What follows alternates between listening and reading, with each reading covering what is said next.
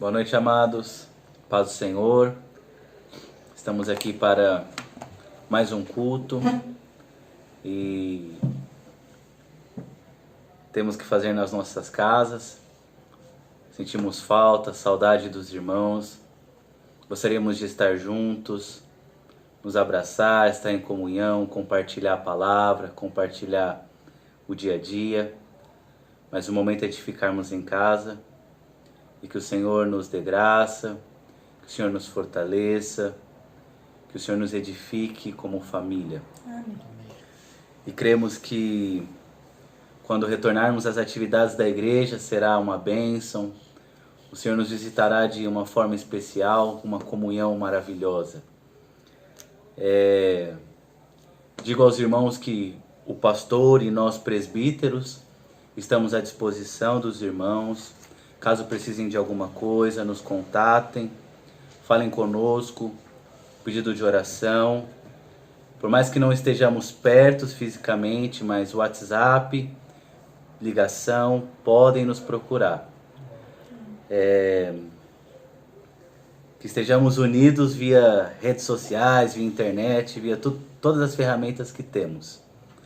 Amém. Vamos abrir a palavra em Isaías, capítulo 31.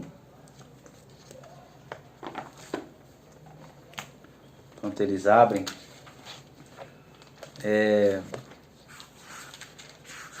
pensava ao Senhor hoje o que falar, né? O que ministrar ao coração da igreja. E uma palavra oportuna para este tempo, né? Tantas palavras nos vêm à mente, mas a palavra ela tem que vir do Senhor, né? Com uma direção. E essa palavra o Senhor colocou no meu coração. Ela é uma palavra um pouco extensa. Eu já havia ministrado algo sobre ela, mas vamos encurtar para ficar dentro do tempo adequado. Então vamos ler Isaías 31, verso 1 ao 3. Diz assim: Ai dos que descem ao Egito em busca de ajuda, que contam com cavalos. Eles confiam na multidão dos seus carros e na grande força dos seus cavaleiros, mas não olham para o Santo de Israel, nem buscam a ajuda que vem do Senhor. Contudo, Ele é também sábio e pode trazer a desgraça. Ele não volta atrás em suas palavras. Ele se levantará contra a casa dos perversos, contra quem ajuda os maus. Mas os egípcios são homens e não Deus. Seus cavalos são carne e não espírito.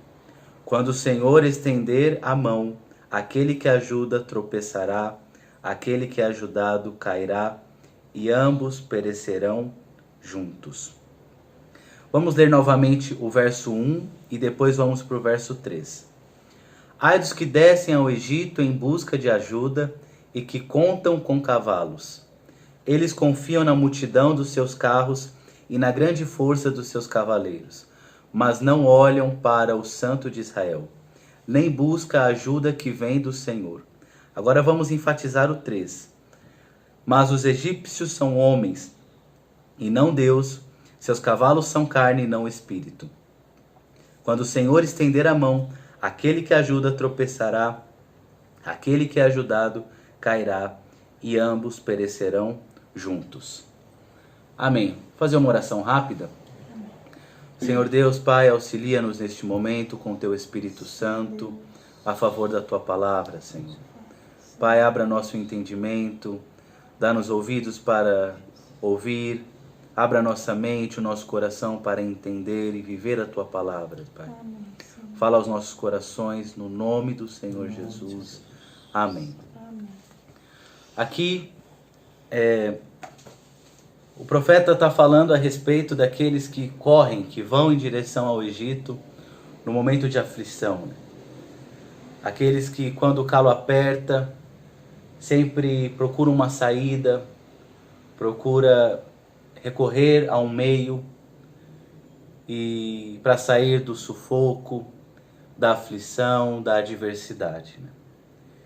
E como muitas vezes nós somos assim. Às vezes passamos por um momento difícil, facilmente fazemos alianças, corremos a alguém, corremos a um banco, nos desesperamos e aceitamos qualquer proposta, mandamos currículo, se o emprego está difícil,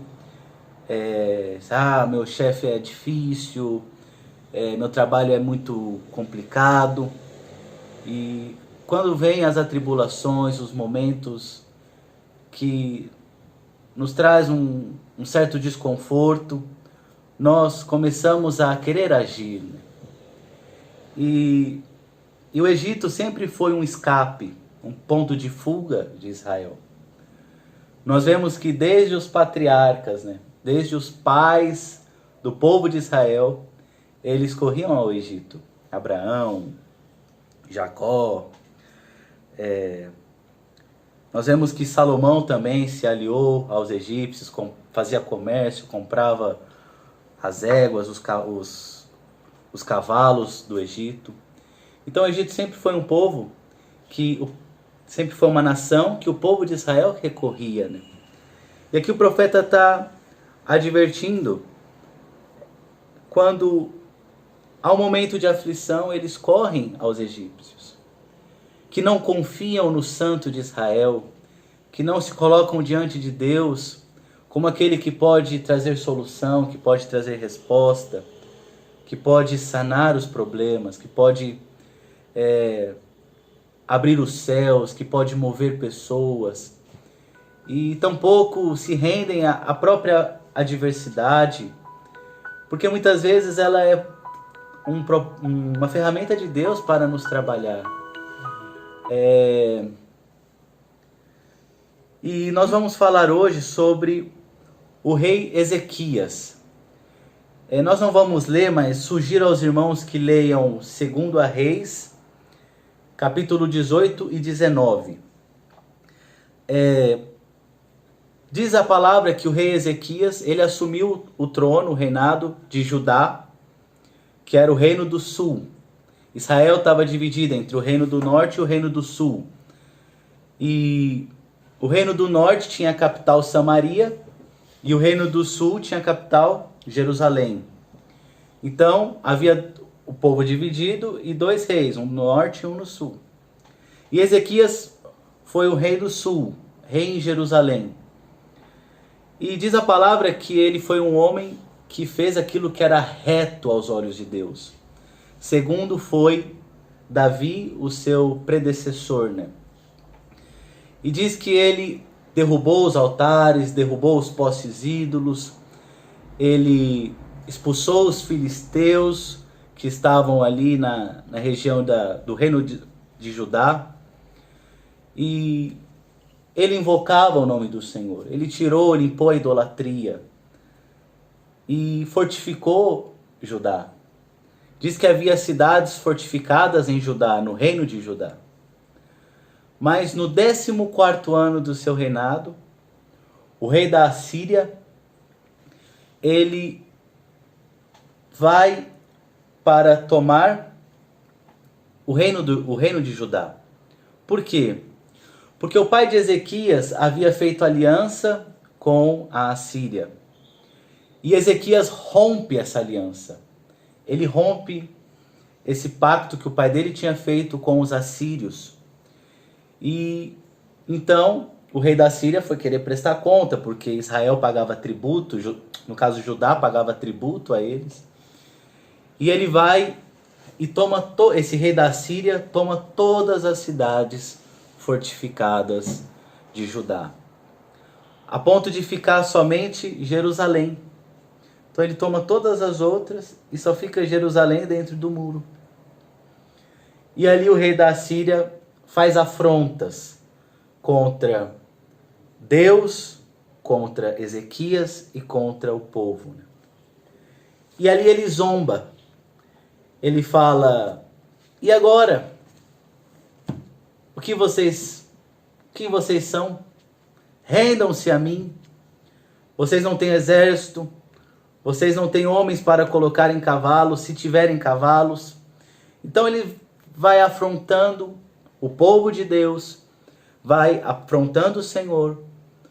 E Ezequias, ele não perde a posição que ele estava em Deus, a posição que ele tinha em Deus. É claro que ele viu que a situação era difícil. E nessa mensagem do rei da Síria, ele ainda zomba dizendo: "E aí, Ezequias, a quem você vai recorrer? Ao Egito? Você vai até eles?" Porque sabia de todo o histórico de aliança que Israel tinha com o Egito. Mas Ezequias, ele não vai ao Egito. Ezequias não tinha um exército. Todas as cidades de Judá estavam tomadas, exceto Jerusalém.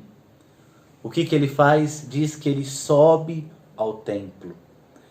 Ele vai e se derrama diante do Senhor. Ele se compunge. E ele manda uma carta, uma mensagem ao profeta Isaías, que era deste tempo, e conta o que estava acontecendo. E o profeta Isaías diz: "Fique em paz. Deus vai tratar com o rei da Síria. Deus vai tratar com a Síria. Ele vai receber uma notícia que ele vai ter que voltar para o seu país. Porque um outro reino, uma outra nação, a Etiópia, vai invadir o país deles. E lá eu trarei juízo e matarei este rei em sua cidade natal." E aquilo traz paz. E novamente Ezequias sobe ao templo, vai ao templo do Senhor e faz uma oração linda. E Deus traz grande livramento a Judá e ao rei. Amém.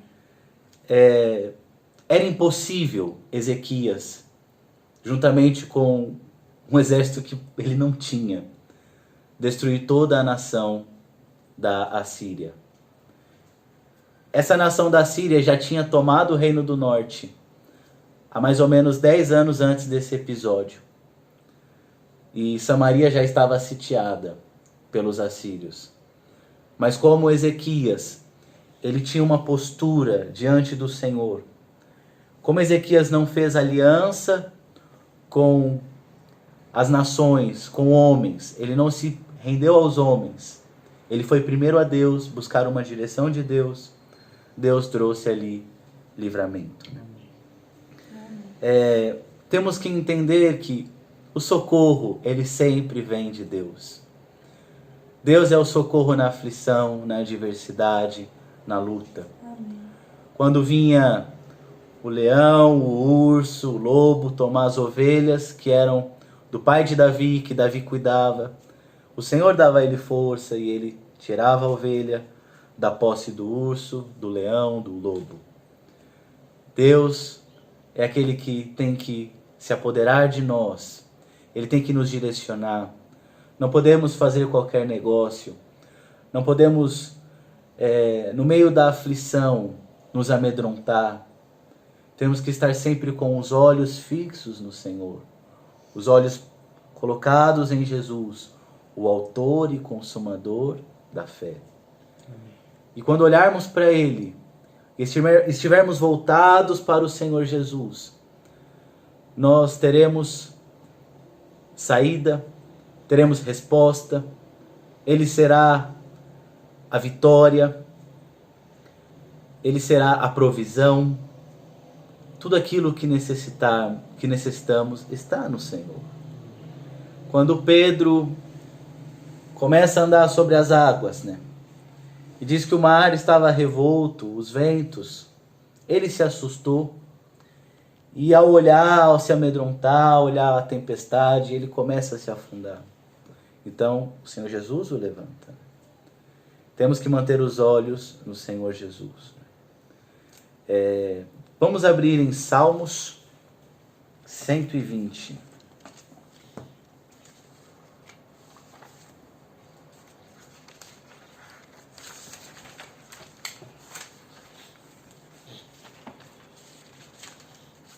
Verso 1.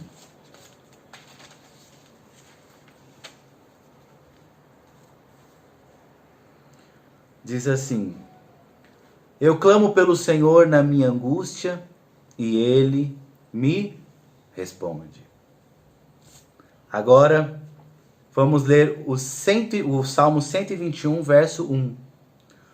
Levanto os meus olhos para os montes e pergunto: de onde vem o meu socorro?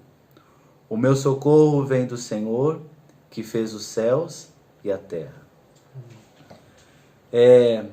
Às vezes, parece que a adversidade ela é um monte intransponível.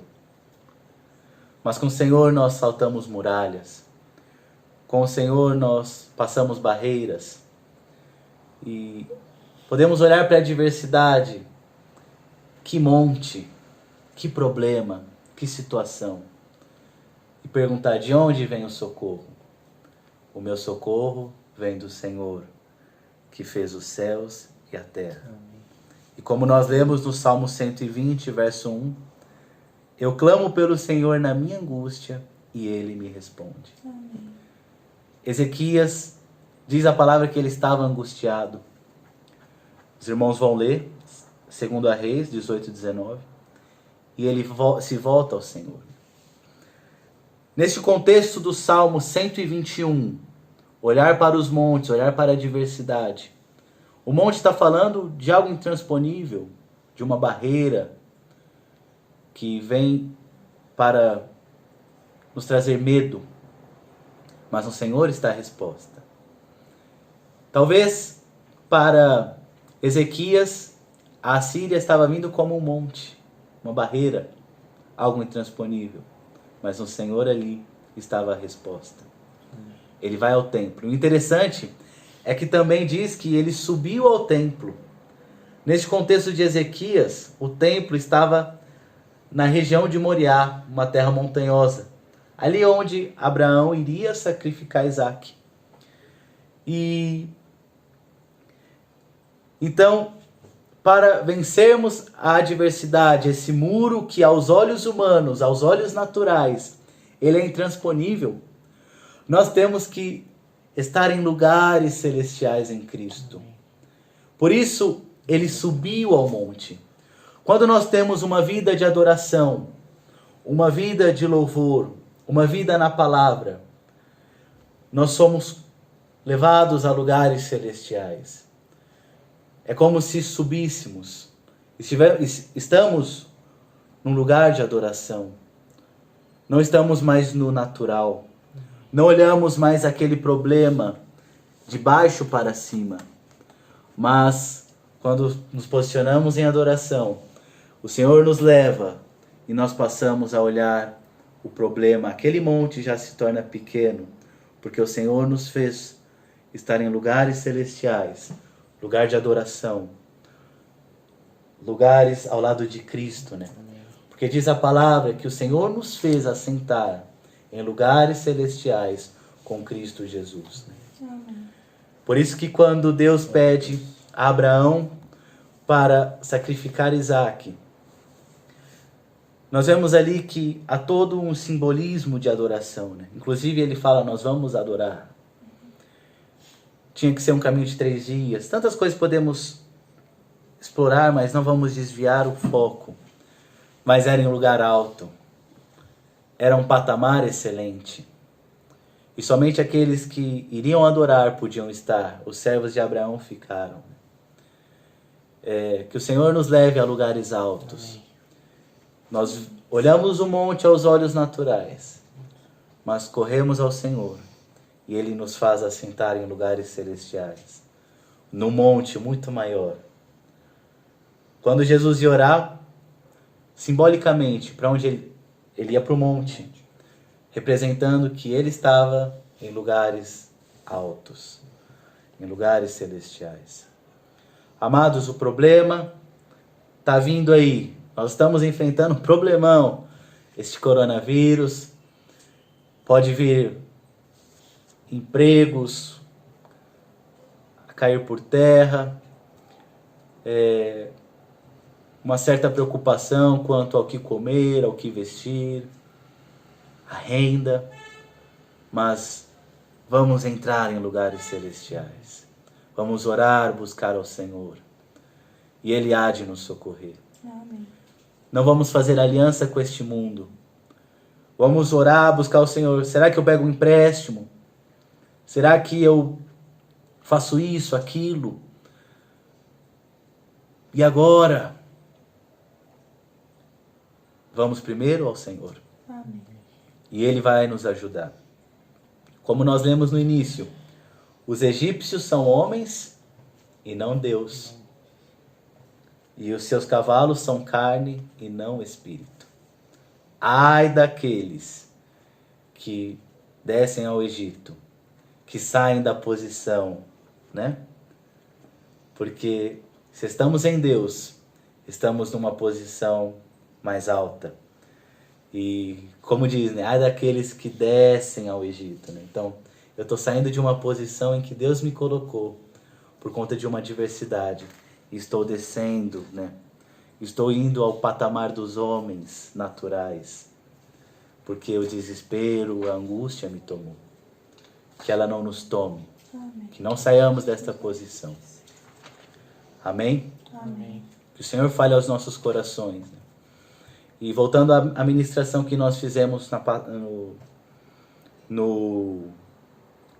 na semana passada, né? De um coração generoso. Às vezes o irmão está correndo a Deus, pedindo ajuda, auxílio.